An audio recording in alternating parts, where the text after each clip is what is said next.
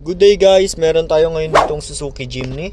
Nag-install tayo ng 6115 Pro na 11.5 na Android head unit, 8256 2K screen resolution, Qualcomm Snapdragon processor, then Android Auto and Apple CarPlay wireless na siya. With 360 camera siya. Ayan, working yung mga control sa steering. Check natin. Music. Ayan.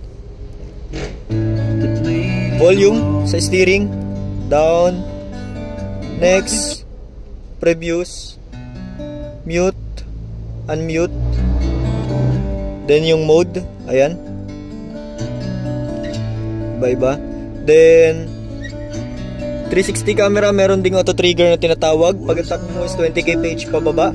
So for example, magsi-signal light ka ng left signal light, then pag nag-hazard ka, ayan, priority rin ng trigger yung reverse. Ayan, ganyan kalinaw yung viewing ng 360 camera sa model na 6115 Pro.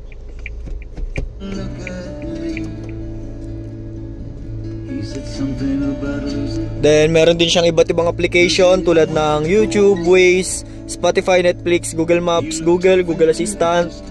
Then yung DSP nito, 8-channel DSP to. Ayan, 7.18. Then equalizer niya, ayan.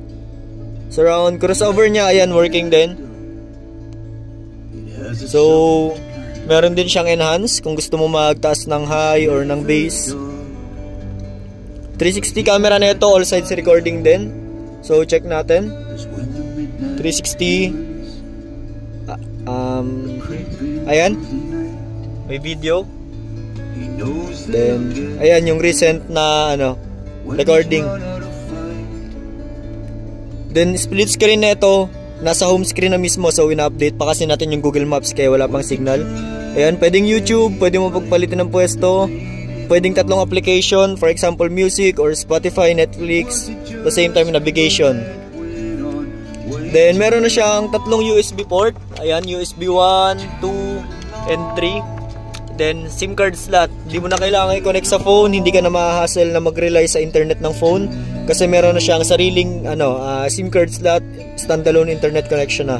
Then meron siyang voice command via Google Assistant. Ayan. So, yun lang.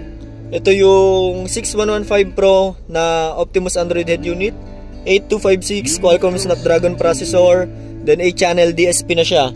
So, thank you.